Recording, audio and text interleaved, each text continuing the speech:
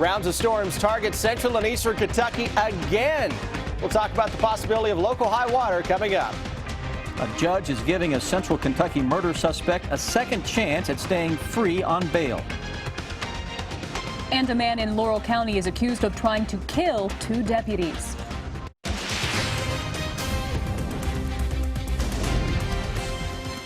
WKYT News starts now with First Alert Weather.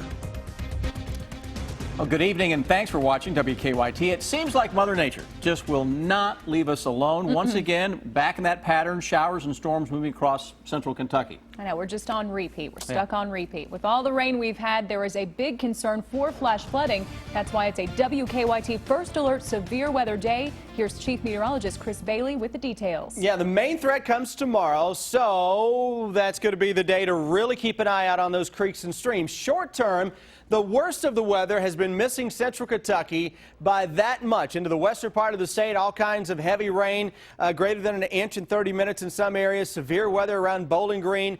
What we're dealing with now across central Kentucky is a kind of collapsing band of some showers making its way into sections of Mercer County. Still some thunder and lightning here around Gravel Switch and to the southwestern parts of Boyle County, far northern sections of Casey County. A little thunder and lightning coming on into town. Some general run-of-the-mill rains from Campbellsville back toward the southwest, and some thunderstorms trying to pop up here not too far away from the Lake Cumberland area. And that's going to be a trend over the next hour and change, at least until sunset. What about the Bluegrass region? Lexington Metro, everything is in pretty good shape now, but we look to the north and we see some skies that are darkening with a thunderstorm that is not too far away from Owenton. That'll try to hold together and get into parts of Franklin County and into sections of Scott County as well. Some lighter rains now with a collapsing thunderstorm to the west of the Covington-Cincinnati area. But here's what we're going to be tracking for the day tomorrow. Not so much what is out there now, but what will develop ahead of a cold front that by tomorrow afternoon, during the peak heating of the day, that front is going to be right on top of central and eastern Kentucky. So that may mean our Saturday features heavy rains and thunderstorms, guys. We'll break that down in greater detail when I come back in about 10 minutes. We continue to follow breaking news out of Clark County. A body was found down in an embankment on Goshen Road near I-64. The sheriff says the body appears to be that of an adult, but it's hard to tell due to its decomposed state. Our Kristen Kennedy is on the scene, and she'll have more on this story. The breaking news coming up on WKYT News at 6 o'clock. It's a second chance for a southern Kentucky murder suspect waiting for her second trial. Kayla Lord is charged with the murder of her 17-month-old son. She and Jared Futrell were convicted of wanton murder 3 years ago, but the state Supreme Court reversed it because of problems during the trial. Lord had been free on bond until she failed a drug test. But as Phil Pendleton reports, Lord will remain free for now. It's our top story at 5:30. Kayla Lord has been in jail since late June. Testimony in Pulaski Circuit Court was that there was a violation in a drug test. I just know that we get a flag for it that said it was a negative dilute test. Lord herself told the judge that she's had medical issues. She spoke of how drinking large amounts of liquid may have pushed the test in a negative direction. So sometimes the food gets stuck there, and it's better to have lots of fluids to help flush it through. And then you have the sores, and sometimes it just hurts. Lord and a former boyfriend, Jared Futrell, were convicted in February 2013 in the July 2011 death of Lord's toddler son, Staten Stevenson. The Supreme Court reversed the conviction and a 25-year sentence in September of last year.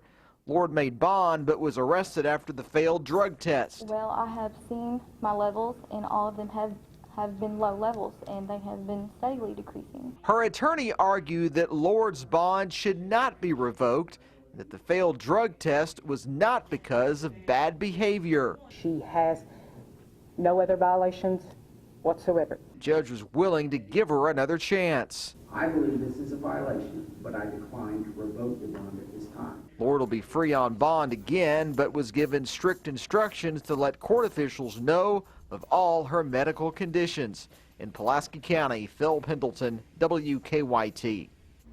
Lord and Futrell will have a second trial in Pulaski Circuit Court. The case was moved there from Wayne County.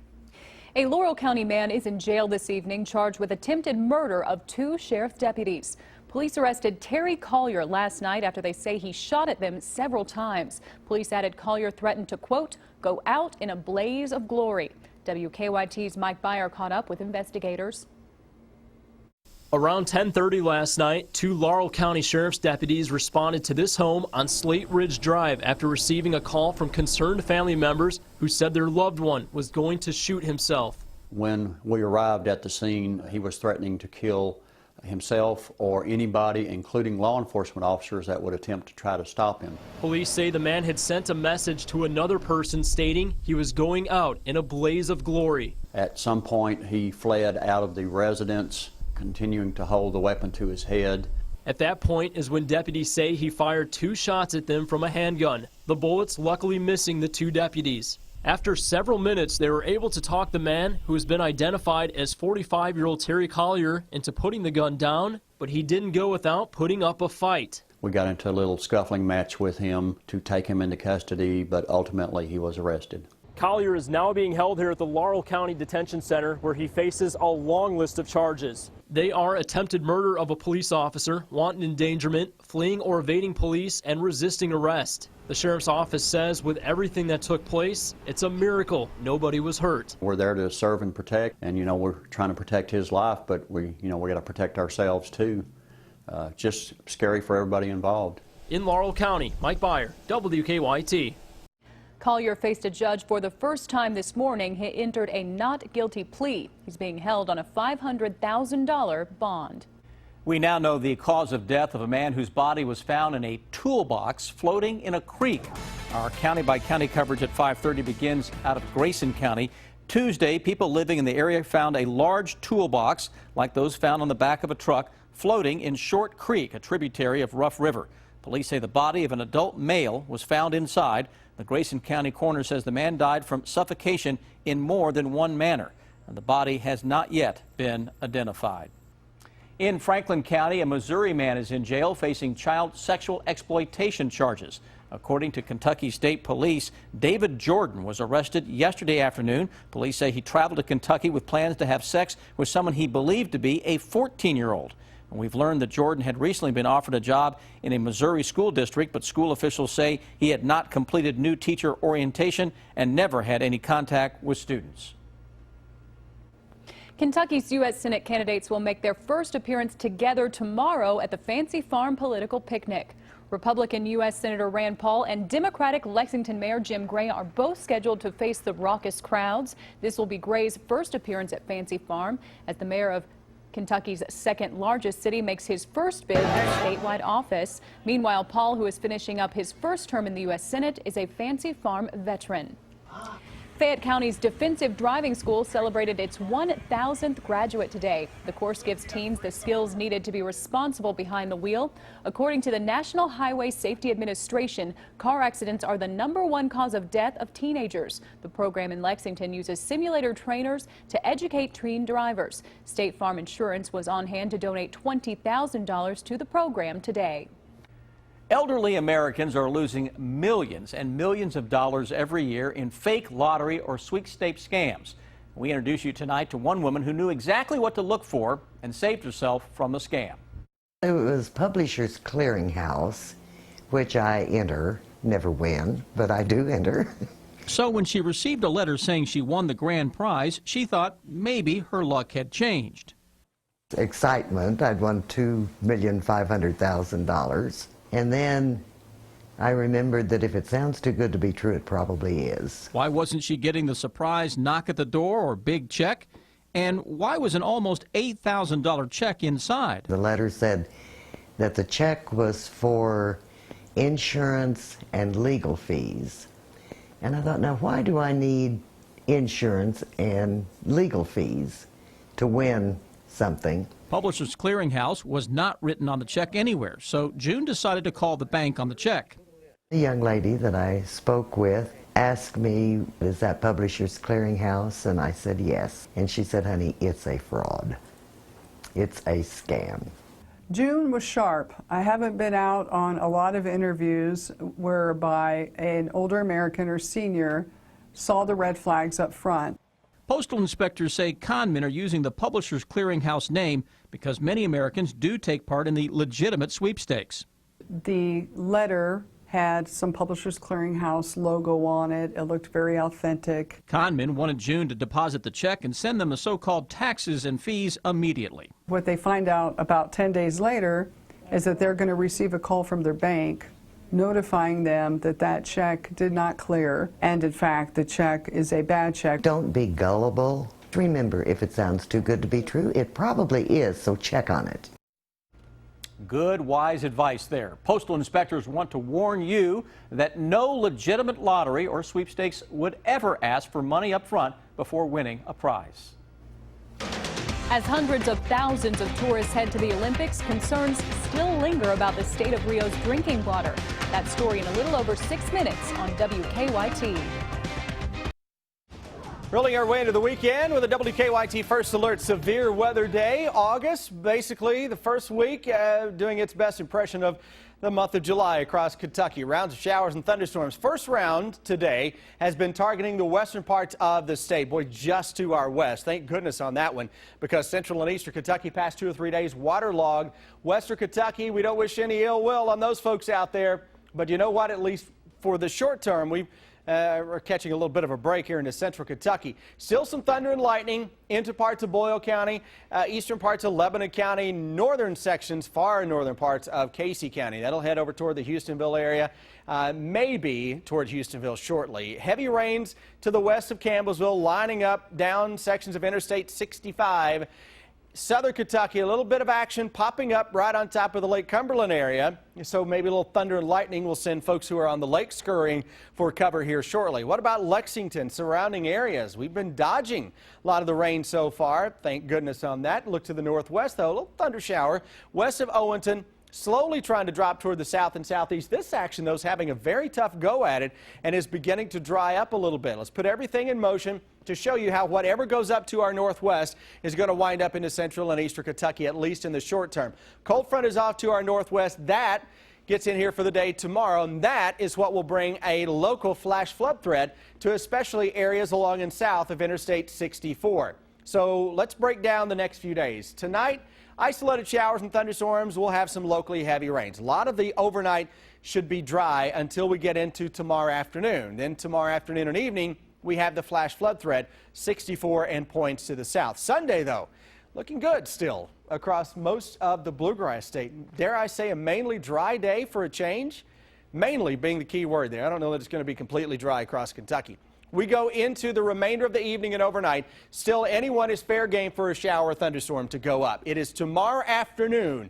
You get the sun to come out, you get the peak heating, throw that front into the mix, and then watch how the showers and thunderstorms really target Interstate 64 and south. This is an area that has picked up a lot of water over the past few days, so that local flash flood threat is back with us on Saturday. I mentioned mainly dry on Sunday. Look at southeastern Kentucky, this latest model run is still saying that the higher mountains along the Virginia border counties can squeeze out a shower or storm at some point on Sunday. We go into the day on Monday, and the thunderstorm threat is likely to return late afternoon and early evening from south to north as we go into a pattern that is loaded with tropical moisture next week. Daytime temperatures generally 85 to 90. And trying to pick out which day has a better storm chance than the surrounding days is kind of a crapshoot from several days out. But right now, end of next week may be the muggiest pattern we've had this summer, and that would be saying something. That could also lead to additional heavy rains.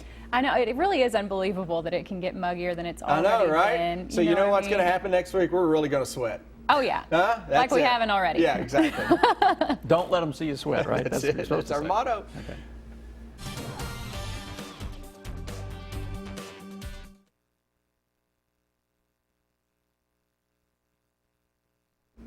Tonight, all eyes will be on Rio for the opening ceremonies of the Summer Olympic Games. An Associated Press study found that the waters at 2 very popular beaches in the city are extremely polluted. As Rebecca Smith reports, it's very problematic, especially for visitors to Rio. Nearly 500,000 tourists are expected to descend on Rio for the Olympic Games, which start this week.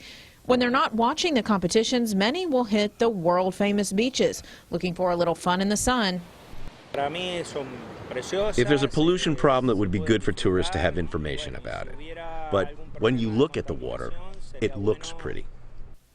But looks can be deceiving. The latest findings in a 16-month investigation by the Associated Press show that Ipanema and Copacabana are heavily polluted with viruses from human sewage. We would never see anything close to this level of viruses in Florida.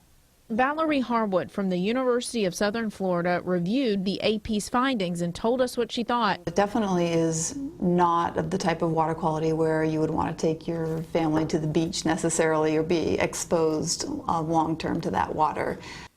The beaches even violate Rio's own standards, which consider water to be polluted if it contains more than 2,500 fecal coliforms in 100 milliliters of water, which is about half a cup. Andre Carrera, Rio's environmental secretary, says he's been swimming in the waters, and he says they're fine. Can you swim at the bay where the sailing competition is going to take place? Yes, you can. I did a dive there. Nature keeps renewing the water. But water quality experts say locals like Carrera have developed immunities to the viruses. Nearly 100% of the people that contact the water will get infected, but getting sick will only happen to some of them, depending on their immunity level. For visitors who are not immune, the potential for illness is a very real thing. What they're really at the risk of is gastroenteritis, so for the most part, nausea, vomiting, diarrhea. Harwood says beachgoers need to be extremely cautious. I would say don't let your kids eat the sand and don't put your head underwater. Rebecca Smith, WKYT. And the beaches could be especially dangerous to babies and small children whose immune systems aren't fully developed and able to fight off the viruses. Lee K's in next with sports, and it's almost time for football in the Bluegrass. It is almost that time, Sam. This is when it really begins to feel real. We reached the month of August, and this morning the team suited up for the first time for the media. We hear from a confident Mark Stoops. That's next in sports.